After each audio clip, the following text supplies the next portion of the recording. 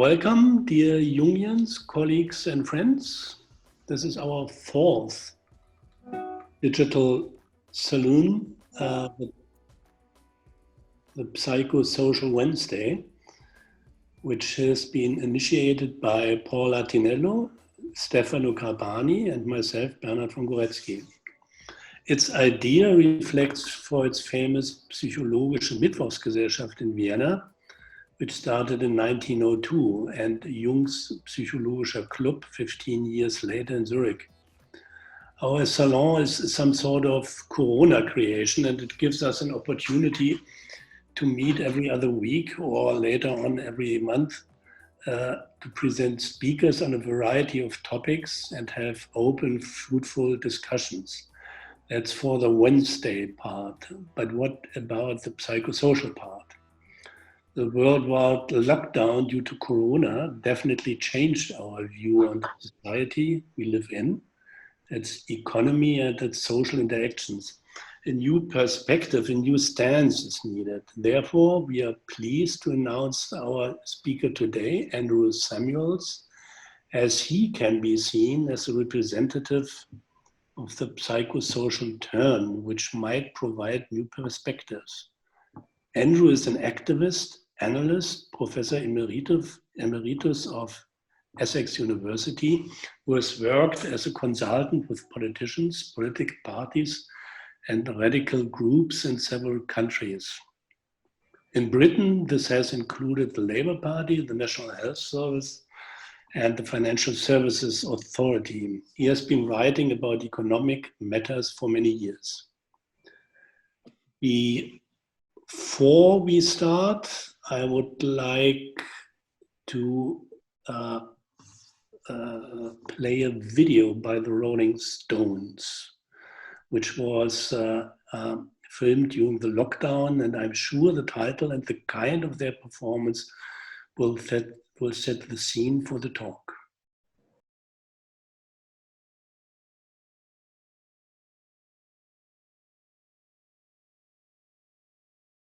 You can't always get what you want. You can't always get what you want. You can't always get what you want. But if you try sometimes, well, you might find you get what you need. That was written in 1969. In 1967, in the United States, there was the long, hot summer. There were race riots.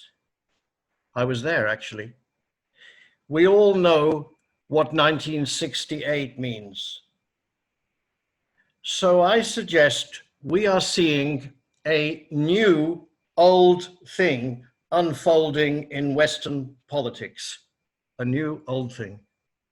And thank God the kids are there again. Here's a summary. It's got 3 sections. The first one is called You Can't Always Get What You Want. The second is entitled Can We Have Relational Economics? And the third is called Sacrifice and Sadism. So you can't always get what you want. Economics is at the basis of almost everything that we are concerned with this evening. It's at the base of the climate crisis. It's at the base of the unequal experience of COVID-19. And it sure as hell underpins a great deal of what's happening in relation to Black Lives Matter. Economics and political violence have for 350 years and maybe forever been seriously interlinked. And there is an economic factor when we consider what women's disadvantage in the world amounts to. Economics is at the basis of power. And I think all the matters that exercise us these days have a lot to do with power. Now, I personally doubt there will be another Great Depression with unemployment at 25%. But I think it will be bad enough. And outside the developed economies in the West, in Africa and in Latin America, it will be catastrophic. Even in the United States now, unemployment is running at about 13.5%. Most commentators in the UK think that Britain will hit 20% when government assistance for ongoing employment ceases. I'm going to try not to perform as an intelligent journalist and tell you lots of things you know already, so I'll just go over them very quickly. Most people know that economic inequalities between individuals have increased in the last 200 years and even more so in the last 50. And something that has not been commentated on very much, but is absolutely central, is that rich people marry each other. And this is a huge psychological as well as practical obstacle to economic justice and equality. If you want to Google the growing but still not very extensive literature on this, Google assortative mating, assortative mating. It is a very interesting example of how personal behaviors and public policy and realities interact. Another thing I think that we might all share is that whether you're positive about it or negative about it, societies based on profit and involving the earning of interest are bound to be unequal societies. But I want to get outside the Western box this evening, and especially outside the Anglophone countries of the US and the UK. The founder of the internet, the World Wide Web, Tim Berners-Lee, wrote an article recently in which he said in Africa, only 1 in 4 people can access the web. Actually, 60,000 children in the UK have no internet at home. In the US, 12 million children live in houses without reliable broadband or without broadband at all. So when we say everything is online, everything is on Zoom, I'm seeing all my patients on Skype or Zoom or some sexy, trendy platform, be aware that this is not how it is for very many people. The question that interests me is, why can't those of us with ideas and ideals for reform or even for revolution get what we want? Why can't we achieve our goals? What stops it? Well, it could be the capitalists. It could be the financiers. Or could it be something wider and more psychological? What stops economic reform? And whether you like taxation policy as a topic of conversation or not, what stops taxation? For example, a tax on financial transactions from coming about. What stops sustainable economics from becoming anything other than a post-viral hope?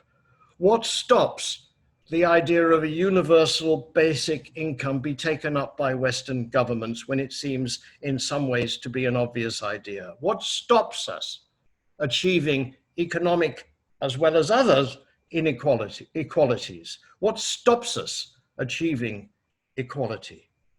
And why do we accept what Jesus said? The poor will always be with you.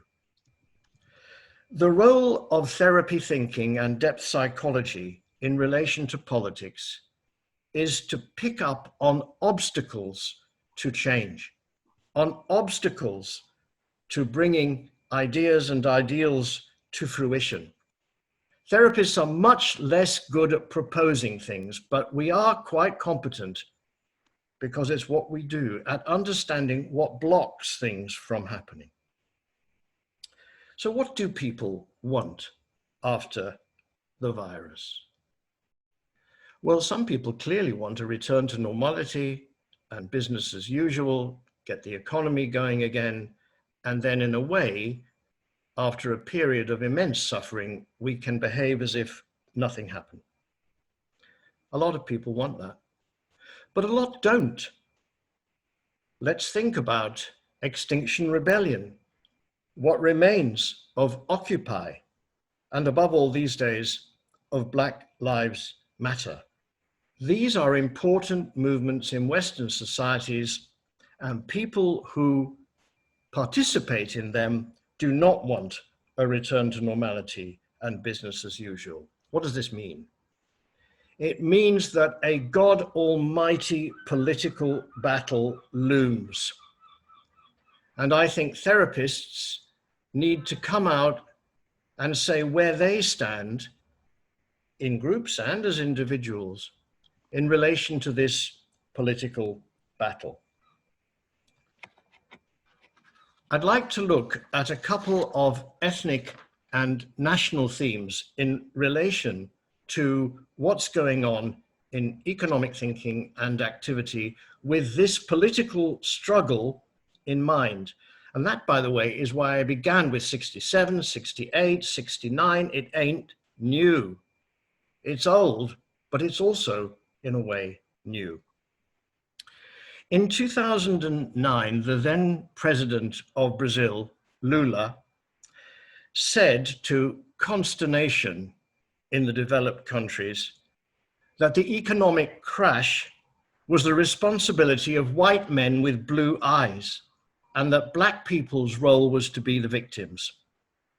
Many were shocked, but I think that necessary ethnic dimension is ever more relevant. Lula was saying, and I agree, and I think it's even more true in the last 6 months, that it was whiteness that developed the mind-body split, whiteness that instigated a great deal of global warming and unsustainable economics, nuclear technology, and the free market. It's white people who get the bonus in the pay packet. It's whiteness that can contemplate brown and Black people dying as if they mattered less than white people. And at the time in 2009, many brown people were being killed in a kind of video arcade by unpiloted drones steered from underground chambers thousands of miles away in the US. And that was ordered by Barack Obama. Now, brown and Black people get killed on the streets. I'm saying from an economic point of view, race and ethnicity play out in myriad ways according to history and cultural context. But I think we have to contend with this constant whiteness, American whiteness, Western whiteness. These whitenesses have been allowed to become essentialized, universalized, removed from history. Now, the problem for those of us interested in economics, money, and class is that the ethnic bias, the ethnic tilt, the global ethnic unlevel playing field is a huge, huge difficulty. You can't sit in a think tank and devise new economic policies, quantitative easing, manipulation of interest rates, flooding the economy with dollars or sterling or whatever, without thinking about whiteness. Whiteness is really, really important. That's the opening section. We can't always get what we want. The second, you may remember, was called Relational Economics. I'd like to share an anecdote about a workshop exercise that I still do, although the anecdote stems from about 15 years ago in a big American city. I wanted to get people to speak about themselves in economic and monetary terms. The audience was a mixture of Jungian analysts and academics and people involved in think tank life. It was a sophisticated audience. So I began by saying, I'm Andrew. I earn £110,000 a year. My assets are worth, net of mortgages, £350,000 a year. I spend a great deal of money on theatre, opera, ballet, and on wine. And the group was a little bit surprised, and yet they understood that being an economic person is fundamental. We are economic agents, subjects, beings. So gradually, people started to express themselves economically. Now, this is, of course, very interesting from a therapy point of view, but I won't go there with this anecdote. What then happened really sticks in my mind. A gentleman in the audience, he was, I noticed, the only one wearing a suit, got to his feet and he walked to the center of the room, into the middle of the circle, and said, I'm a tax attorney, and I advise all of you not to participate in this exercise. And the reason why he advised this was it could be dangerous. It could expose things about yourself that you may not want to have exposed. So you see, we can talk in public about spirituality. We can talk in public about sex and gender. We can talk in public about aggression, envy. We can talk in public about hope or pessimism, but it's very difficult to talk personally in public about money. What can depth psychology contribute to economic thinking? Well, I have to begin by saying, as I always say, on its own, very little.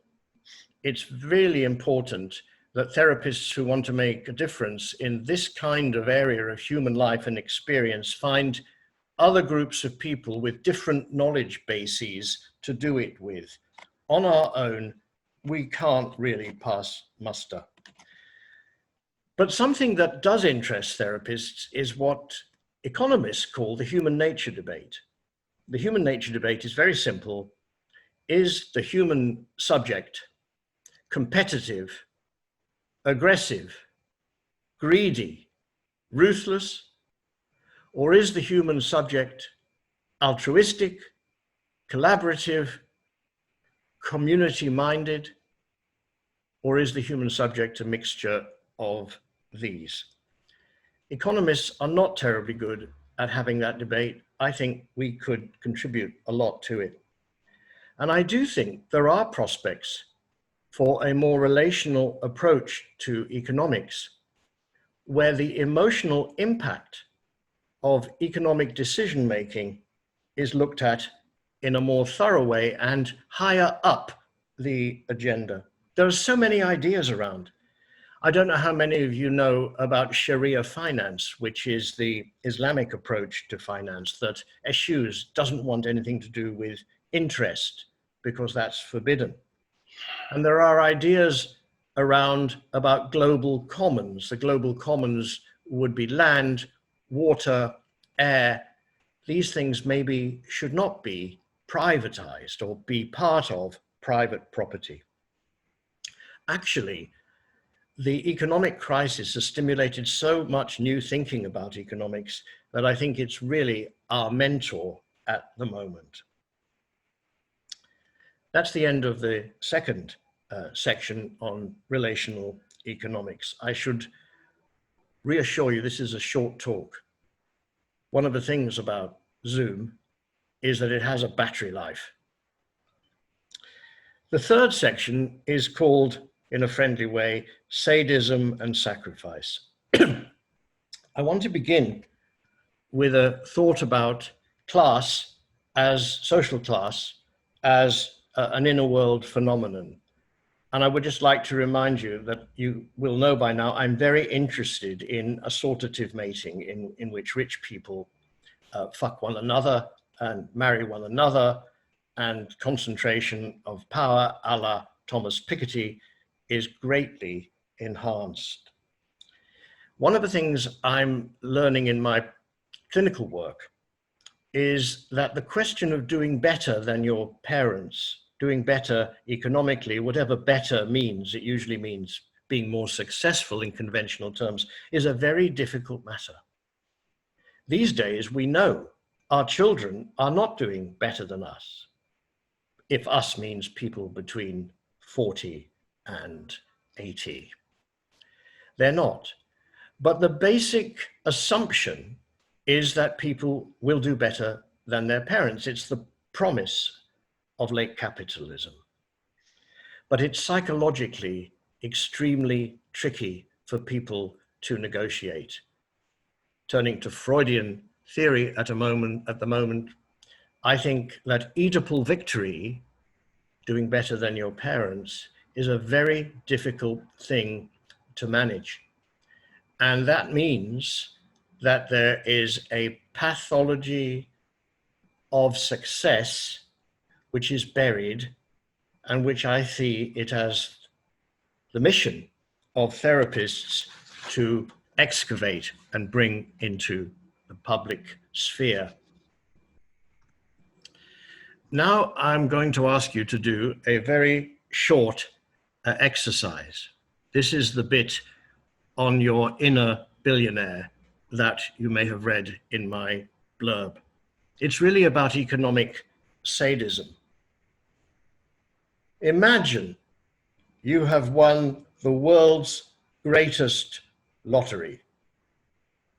You have received instantly untold wealth.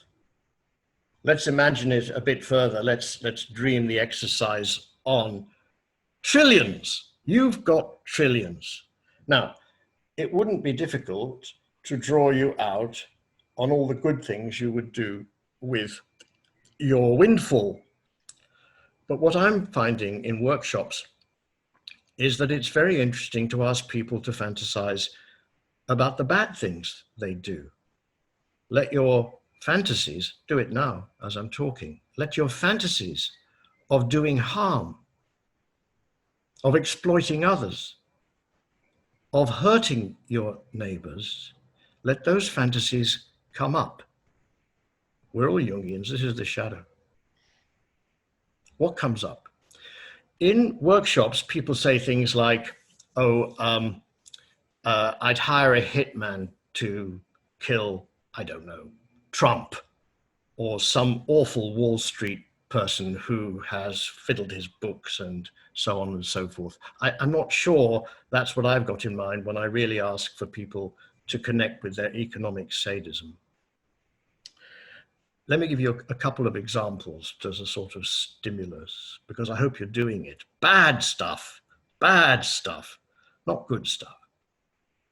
At the workshop in the American city that I mentioned, a professor at the university that was hosting the event said, as his example of his personal economic sadism, well, I would purchase 500 square miles of prime skiing land at Aspen. For those who don't know, Aspen is a very posh American skiing resort. And I thought, oh, bloody hell, if that's the worst you can be, you've got a serious problem, mate. And then this chap, possessed by some inner force, got to his feet and said, and I would hire the US Marine Corps to shoot dead anybody that came within 200 yards of my land. That was better. Yeah. The worst one, and I'm going to say it in consciousness that it will upset people, was someone who said, I would use my trillions to create a situation in which I could have sex with underage children. It's a fantasy, folks. Now, why am I telling you all this shit?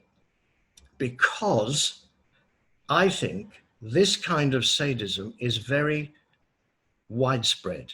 It's buried, but it's widespread. And so, if we're asking what the obstacles are to justice, to fairness, to a redistribution, to a more relational economics, to a refusal to return to normality and embrace business as usual, this kind of economic sadism may be a contribution from therapy thinking to thinking about taxation. And that's what I want to talk about next. And I'm moving into the last part of this, which is on sacrifice. Inheritance tax, called in the United States death tax, is a widespread global problematic. It's really difficult to explain exactly why there is such widespread opposition to death tax from people who will never have enough in their estates to pay it. It really upsets people because it sort of breaks the line in which humans want to give to their children. Now, it's a good thing to want to look after your children, but it's not a good thing if looking after your children is a prime mover in society's failure to look after everyone, the many, not the few. Now, of course, tax avoidance schemes, tax havens, clever lawyers will line up against any government, any treasury, any finance department that looks into inheritance tax, because inheritance tax would produce a lot of money and it would have an equalizing redistributive impact. But it's very difficult. I was talking to a young friend the other day, and the first thing she said was, well, people will just avoid it. Is this true? Isn't this where the state comes in? And isn't COVID showing us that those people who dismiss the state as an irrelevant, non-existent entity in political and social discourse are so wrong? I think this is where governments come in. And this is therefore where voters, electorates, and populations come in. The role of the state in connection with things like death tax, inheritance tax, and other major redistributive tax policies, the role of the state is really interesting. If you want to Google the best writer on this, it's Mariana Mazzucato, University College London, who writes really brilliantly about the role of the state in these kinds of matters. But sacrifice, which is what accepting high levels of death tax would mean, needs to be given a few minutes attention before I finish. Jungians know quite a lot about it, the sacrifice of the ego in the service of the self, the higher personality, the deeper personality, individuation. Artists know a lot about sacrifice. When you simply can't keep control of things, you simply cannot manage yourself. And I think the religions have a great deal of interest still in sacrifice. I mean, sacrifice is far older than Abraham and Isaac. It's about propitiation of the gods. I think that if we are going to talk about redistribution, economic reform, even economic revolution, a refusal to return to normality, then there is a role for therapists in explaining that sacrifice is a good idea and maybe achievable. So, concluding comments, and I will have been talking for 25 minutes. You're probably wondering, what do I think therapists and analysts could offer? Maybe we need to study again what liberation theologians, mainly in Latin America between 1950 and 1990, did. They reoriented the Roman Catholic Christian project in their countries. I think we have to reorient the psychoanalytic and depth psychological projects in our countries. I think, although the phrase has maybe been used to death, we do need liberation psychoanalysis, and we do need analysis and activism. I will conclude with a few words from a liberation theologian, Leonardo Baath, who some of you may remember in 2013 in Copenhagen was accepted by acclamation as an honorary member of the International Association for Analytical Psychology. Baath wrote, and it's part of a much longer piece, God is in the poor who cry out, and God is the one who listens to the cry and liberates, so that the poor no longer need to cry out. I will end by going back to the 60s and that memorable slogan from Paris 68. Be realistic, demand the impossible. Thank you. Thank you, Andrew. May I do this for everybody? That was a very moving talk. Questions yet? This is what I forgot at the beginning. Questions should be put to the chat box, and I will read them then to Andrew. We have one from Dennis Merritt. He wants to have some references about sustainable economic systems. Do you have something to give? Oh, there is, Dennis, you know as well as anybody that there is a great deal of literature around changing economic assumptions and values with sustainability in mind. In the world of journalism, George Monbiot, the Guardian journalist, has written a great deal about it. Extinction Rebellion has literature on this, and actually it goes right the way back to Rachel Carson and the Silent Spring in the 1950s. So I don't think we're short of it. We may be short of agreement about which bits to get behind, but the main problem is the forces that don't want it. Isn't that the main issue? And isn't then the question for therapists, can we put our shoulder to the wheel that might make some of these policies happen? I personally like the idea of a universal basic income, and I won't say any more about it. You could Google that too. I'm sorry I'm putting in quite a few things. Google, next question. There's a question from Stefano. He wants to know pathology of success, broken individualization versus learning to be satisfied with who are, the individuation. Well, of course, the Western world is based on not being satisfied with who you are. It's all, and actually the Jungians are caught in this too. It's full of goals. It's full of assumptions to do with progress and with betterment.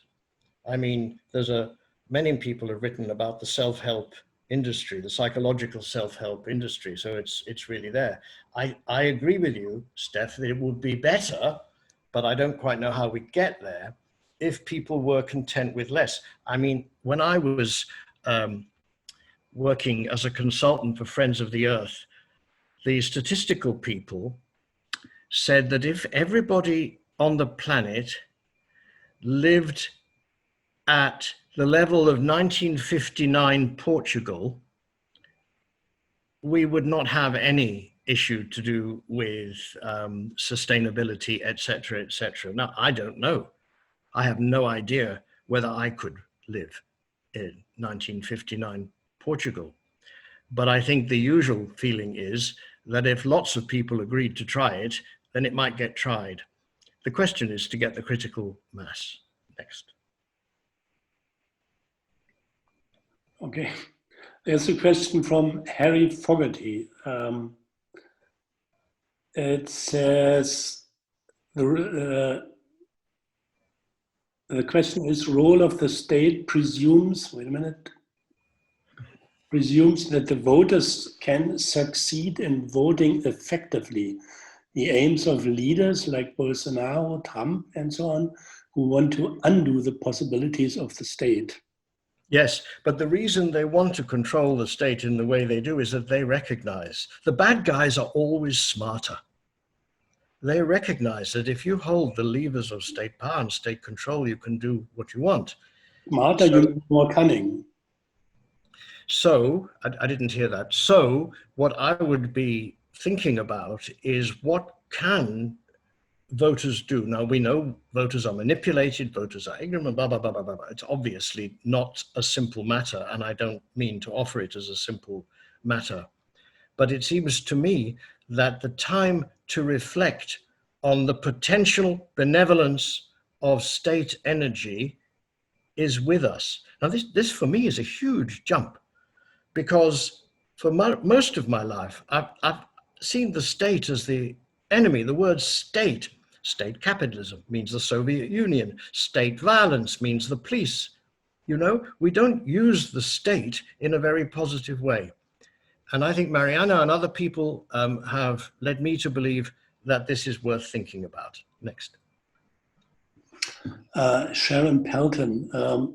One South American liberation theologian, Gutierrez, went to live amongst the poor and understand firsthand their dilemma. How do you correlate liberation from a psychological point of view in your call to do likewise? What does it require? Well, if there is anything of interest in this talk, it is the remarks about the poor. Because there's an interesting split. I mean, the religions, whether it's to do with things like Jubilee years, which somebody asked a question about, but you haven't spotted it, or whether it's to do with charity or whatever it is, religion is interesting in this regard. So I think it's not surprising that it was theologians that began to talk about the problem of poverty. And I think that poverty underpins things that really worry us at the moment. Like, why is it that members of minority groups, Black and ethnic minorities, seem to have such a worse experience from the virus? Well, if you dig deep into it, this is what you find. And this was in research that's just been published. If members of minority groups go into hospital and get, of course, the same treatment in hospital as white patients, they do just as well. They get the disease more, but once they're in hospital, they don't die more. I have it here. It's really very interesting. Again, I'm not going to go into more detail, but if you wanted to Google Professor Adrian Hayday, the chair of the Department of Immunobiology at King's College, London. In studies of patients in London hospitals, Black, African, Asian, and minority groups show higher admission to hospital which shows they are more likely to have become infected under conditions where the virus doses may be high. But once they are in hospital, they do just as well as anybody. The hypothesis, says Hede, is that they are disproportionately suffering from socioeconomic factors that make them more likely to receive high frequency, high doses of infection. Next. Yeah, there are two controversial ones. It's Harry Fogarty again. He asked about the role of the state versus the voting, and reminds you of the difficulties in getting the IAAP to act on Jung and racism. I never talk about the problems of getting the IAAP to act on questions of Jung and alleged racism. Next question. Okay. That's Ada Gonzalez. How do you apply the liberation of psychoanalysis now that you state that there are only 3 Black analysts in the US, while you know as we talk that I'm the 4th, and you keep mentioning that there are only 3? How then we can move from Afrocentric to Eurocentric, in a view as opposed to a Eurocentric? Yes, who is this from? Ada Gonzalez. Well, I owe Dr. Gonzalez an apology. I'm ignorant about it, but it's interesting. 2 things are interesting. First, that these questions are asked. So there is some growing interest in our little group in where the institutions of Jungian psychoanalysis stand in relation to economic issues such as class and money. And I think that there is a serious ethnic angle to pursue on this, not only in the United States. It's extremely expensive to become a Jungian analyst or a psychoanalyst. My colleague Elizabeth Cotton wrote a wonderful paper about 6 years ago. She is a psychological explorer of issues to do with employment and unemployment. And the title of the paper, broadly speaking, is it possible to train as a psychoanalyst if you are not married to a banker? So I think there is something here. And to be anecdotal about it, I've got into terrible trouble on a psychoanalytic list at protesting at the joy with which the very well-off psychoanalysts, and true of us too, regale us with the beautiful views from their second home up a hill on the coast, or even very shrewdly rented from Airbnb. And they are working and worrying about working online. Sally Swartz, who is a psychoanalyst in Cape Town, led the way here. She said, there are so many patients out there who cannot even, in South Africa, manage a telephone call to their analyst. And I think it has been close to grotesque, the celebration of wealth at our end of the therapy world. When you talk to Elizabeth Cotton, who not only looks at economic issues of unemployment and employment, but also is very interested in the economic location of the psychotherapy world, she has done surveys in Britain, it must be said, which show that the average income of counselors and therapists is so low, it's actually below the average earnings. But you wouldn't know this, and I'm as guilty as anyone, okay? I live high on the hog, to use the American expression. I love money. I'm a show-off, I'm an exhibitionist. I buy shoes that cost an arm and a leg. And I'm talking to you about poverty. It's a difficult one. Next question. I have a question concerning the topic, if I may. Yeah, Bernard, could you project your voice more? I simply can't hear you. Yeah, I have a question concerning this topic. Is it okay now? Yes, I'm carrying my speaker. Okay. It's coming back to what you said about whiteness. Is there a relationship between whiteness and maleness? Can I say that? Yeah, I did mention that women's disadvantage is also, whatever else it is also an economic matter.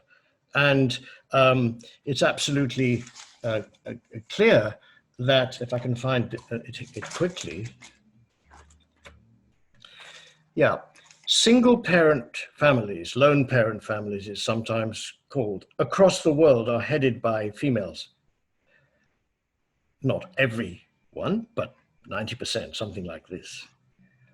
In the COVID situation, it is these single parent families that are suffering the worst. There's data on this now from numerous Western countries. I don't know about Latin America, for example. So there really is a gendered element in all of this. In my workshops, I often ask people to to tell us about how money was handled in the home they grew up in, who made the decisions, who controlled it, who understood it, and was there a gendered element in this? And where there are two parents, it's very interesting to see that certain, what you might call gender stereotypes, operate. So you're very, very on the button. This choice of economics was done to enable me to address in one very short talk Black Lives Matter, COVID, the climate crisis, gender inequality, and although I slipped it in, I'm now going to maximize it, political violence. Mm-hmm. That's what I'm trying to do. I'm using economics in the way Jung and others use psychology. It's a little old-fashioned because I'm saying it's foundational. And those of us that grew up in a kind of postmodern, post-structuralist discourse world were told nothing is foundational. But I think if anything is foundational, economics with its subdivisions into class, wealth, success and failure, and so on, it is a foundational matter in relation to these topics. And in the many psychotherapy and psychoanalytic lists that I'm far too active on, wasting all my good ideas on a few sentences, we all do it, that disappear, nobody ever knows again. What I've noticed is that the economic dimension is insufficiently stressed. Now, please, I mean, there was a man whose first name began with K and whose second name began with M, whose tomb is regularly defaced in a cemetery in London, who said something similar about economics. So, you know, I'm following. Yeah, well, yeah, another Carl. Yeah, okay. Too many Carls. Next one. There's a note from Susan Rowland on that. Jung mentions whiteness as a conscious. No, Jung. Oh, wait a minute. Jung mentions consciousness. I found it. Jung mentions whiteness as a consciousness needing to be treated, the object-obsessed white man. Yes, I think that at his best, Jung's deconstruction of many of the problems facing Western societies is quite brilliant. The acquisitiveness, what we would call consumerism, all of this kind of thing is really important. I, to be honest, Susan, I didn't know that he linked whiteness to it. What Lula was saying was not, this isn't our problem here in Brazil. Here in Brazil, with the largest Africanist population outside of Africa, he wasn't saying it's not our problem, it's the white guy's problem. He was saying it is our problem, that it's the white guy's problem. Mm-hmm. The poor have a problem, and the problem may be named the rich. Now, is that too simple? Yeah, of course, of course. It is too simple. The poor have many, many problems. But I don't like what Jesus said, to be honest. That the poor will always be with you. I mean, he may be very realistic, and maybe it's true, but I don't, it gives me an uncomfortable feeling, because it makes me think in terms of Marie Antoinette, let them eat cake. Poverty, money, class. This is the next frontier for the therapy world. I really believe it. And that's why it's psychosocial. Well, I don't know. I don't think I invented the term psychosocial, by the way. I really didn't. No, I didn't say that, but. Okay, no, I didn't. And in fact, I think it's a very problematic term, because it has two meanings. It refers on the one hand, and by the way, here I would acknowledge the tuition I've received in this from Renos Papadopoulos, who also, with me, is worried that our Department of Essex is now psychosocial studies. You see, a psychosocial intervention into a war zone or into a famine or in a peacekeeping context refers to something that is informed by psychology and operates on the social plane. Psychosocial studies is the application of psychological theories and systems to the understanding of social problems. Now, I have no problem with the fact that these salons could be both. In fact, I'm not sure until this evening they've been either. And I think it's really interesting that the word psychosocial sits there. It's probably because Stefano understands how absolutely vital the psychosocial is. Jung, going back to Susan, if you read Jung in a friendly way, there is a psychosocial Jung, just as there is an equally problematic Jung who is not too keen on the working class, and certainly isn't too keen on left-wingers, and hates Bolsheviks, communists, actually, and Russians, and lots of other people. Yeah, there's a question again from Stefano. Mary Watkins, who you has suggested me to read, works on the concept of liberation, and following Frere, she underlined that liberation is only possible when we meet the other. And the other is the other in us, the other in our neighbors, and the other in nature. What is your take? Yeah, well, I'm sure she's right. In my work, I don't go there. I don't, I'll tell you why. Look, I have the greatest respect for her, and she does use the word liberation a bit differently from me, but she does use it, and we've both been writing about it for a long time. I probably come over as a preacher sometimes, but I can't stand preachiness. And to be told that you can only do something if you get in touch with something in yourself, and then you do something in relation to the other. I mean, it sounds a little bit abstract. There's not enough sweatiness in it for me. It sounds instructional. It sounds uplifting, and it can't be wrong. You see, this is one of the big problems with psychology in general.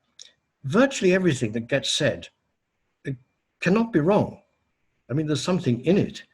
But I do think well, anyway, I don't do that. I admire people who do what Mary Watkins does, but I don't, sorry, I'll say that again. I admire what Mary Watkins does, but I have some trouble with saying you can only do this if that. And this actually does come from Jung. And those of you who are in the International Association for Jungian Studies will remember the huge debate about what Jung meant when he referred to stunted people who could not individuate. A stunted person, stunt, for those of you who don't have English as a first language, it's not a very nice word. A stunted person is not a full person, hasn't grown to fullness in any sense. And then when you unpick it, and I was saying to the organizers at the beginning, if you unpick it a bit, uneducated, working class, impoverished people who don't have Latin or Greek and think that alchemy is the name of a hip hop band. Can they individuate? Adolf Guggenbull Craig was very interesting on this in his book, Eros on Crutches, but I don't want to say any more about this. And my mentor, Fred Plaut, said over and over, individuation is not a mental health concept. So I don't like the idea of stunted people. And I think Leonardo Baath and the other liberation theologians were saying that the stone that the builder rejected has become the keystone, the capstone of the temple. They repositioned the poor. And I think we can reposition the poor, the homeless, the demonstrators, the kids. These people are not ones that the mainstream media and the mainstream politicians should reject. They are the cornerstone of some sort of new temple. Now I'm sounding really like a preacher, but anyway. You have to, I hope people don't mind, these Zooms have to have some, because I'm talking and I'm not hearing another voice except Bernhard, and I can't hear him anyway. So it seems to me you have to play around with it quite a lot. So forgive me if I'm saying a few hyperbolic things, but let's not forget what Adorno said about psychoanalysis, that the only true things in psychoanalysis are the exaggerations. I think this is a good closing remark. That hour is over. Thank you very much, Andrew. Thank you very much. Could I ask everybody to Google the Rolling Stones playing under lockdown? Oh, Paul is waving. I suppose it's a finger. Can you play it? Yes, finally. I'm sorry. I need to, oh geez, watch, this isn't going to work again, is it? More analysis, mate. Yes, it's clearly a personal flaw. Ah, now it's going. Ah, and no sound. What is wrong? I have no idea. I'm clearly cursed. Or I am. I apologize to everyone for everything I've ever done. Try one more time. Just try one more time. Right. Let me see. I don't know why this wouldn't. It worked before you, didn't it? Yes, it doesn't make any sense. I apologize to everyone. I don't know what's wrong. It's a lovely video. You'll have to see it on your own. Oh, there it was. At the bottom. Where? I'm not hearing anything. It's very frustrating. I apologize, as I say, for my entire life. I will, everybody, I can only do it on two lists, IAJS and analysis and activism. I will post the link. We will post the link on our Facebook page. I think I'd rather do it myself. Okay. So thank you very much, Andrew. That was very inspiring, I must say. I was glued to what you said. I hope it was the same experience for everybody else. And I want to remember that in 2 weeks' time, we have Marianne Meister-Notter. And she is talking about, wait a minute, astrological typology and relationships. See you in 2 weeks' time. And thank you very much for everybody.